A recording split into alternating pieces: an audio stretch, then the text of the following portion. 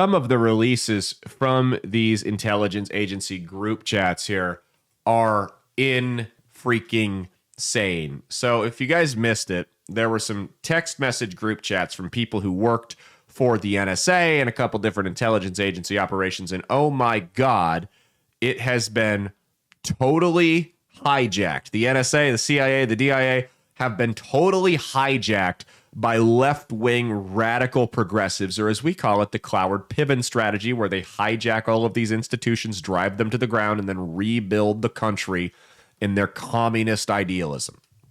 So, it says the NSA maintains a chat system. This is from Christopher Rulo on Twitter.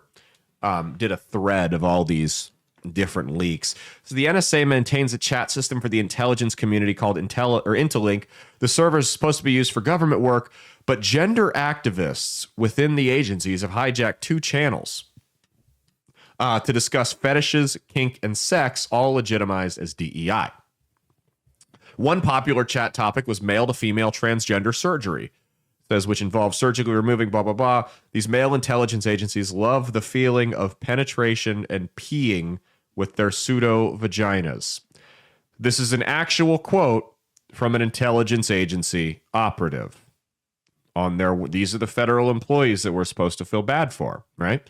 Says, I mean, honestly, the rest is nice too. Wearing panties without worrying about anything showing, seeing my reflection in the mirror, wearing leggings, etc. But the pee thing is something I never thought of. It's really nice. Mine is everything. I found that I like being penetrated. Never liked it before in the ass, but all the rest is just as important as well. All I can say, it was 1,000,000% worth it. Despite having to fly to Thailand, pay out of pocket in the recovery, I would not change anything if I had to do it over again. How many trannies have infiltrated the intelligence agencies?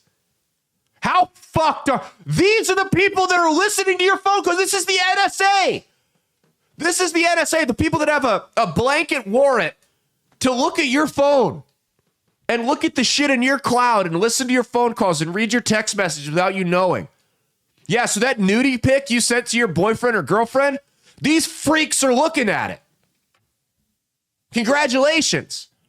That picture of your kids at the beach, these freaks have access to it. If it's sitting on your Facebook, if it's sitting on the cloud, these perverts have it.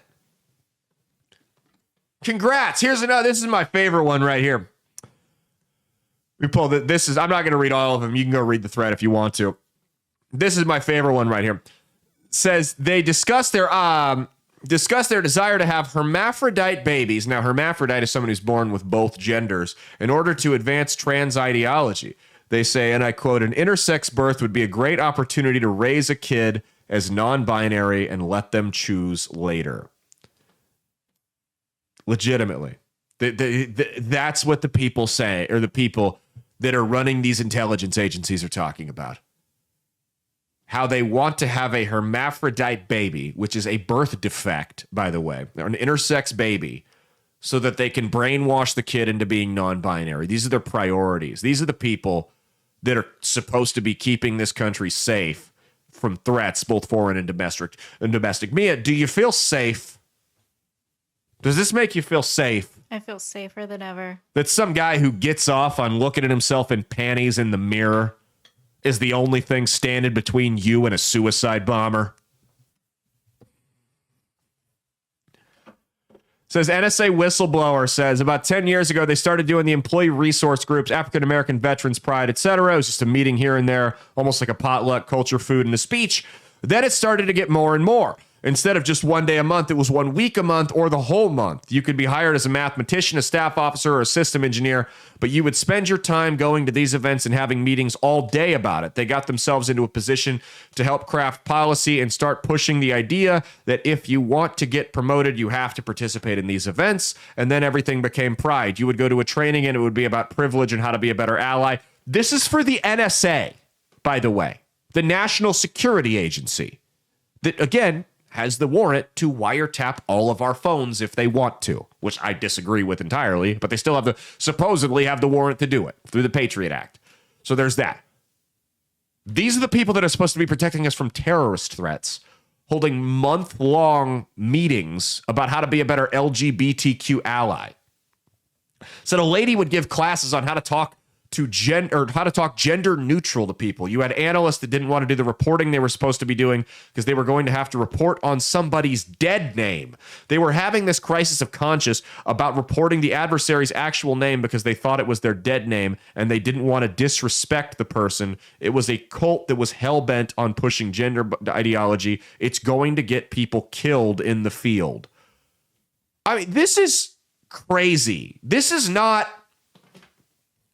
problem with this gender ideology shit and why I don't believe that, it's not hurting anybody. Because it's not hurting anybody until it is.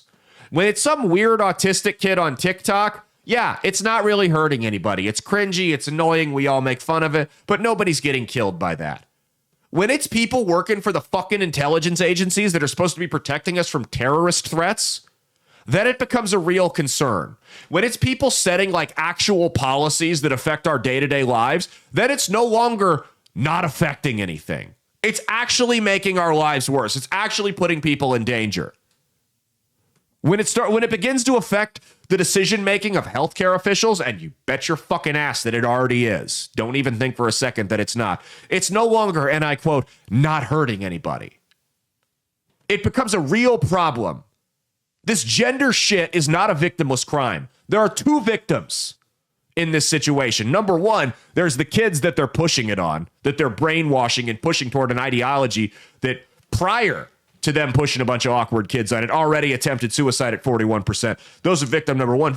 Number two are the rest of us that have to deal with the long-term consequences of this shit getting shoveled into all of our institutions.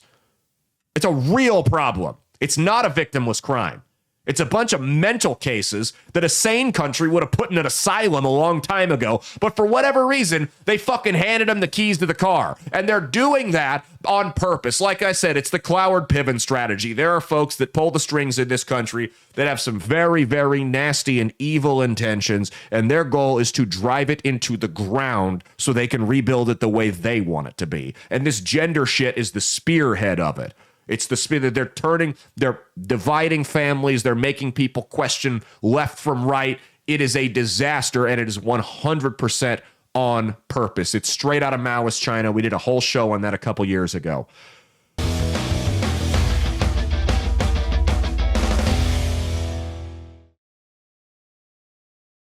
Hey, thanks for watching. If you liked what you saw, be sure to click the link in the description to get the full episode on Rumble. If you prefer to listen along, you could actually get us on Spotify, Spreaker, and iHeartRadio. You can also go to www.outlawstreamers.com to learn more about not just my show, but tons of other great shows and all the exciting projects they have coming up. Follow my socials at Caleb Isn't Funny on Twitter and Instagram, at Caleb Salvatore Comedy on the Chinese spy app that is TikTok, and be sure to like and subscribe to this YouTube channel. Thanks, and we'll see you every Saturday for brand new episodes of That's Based. Peace.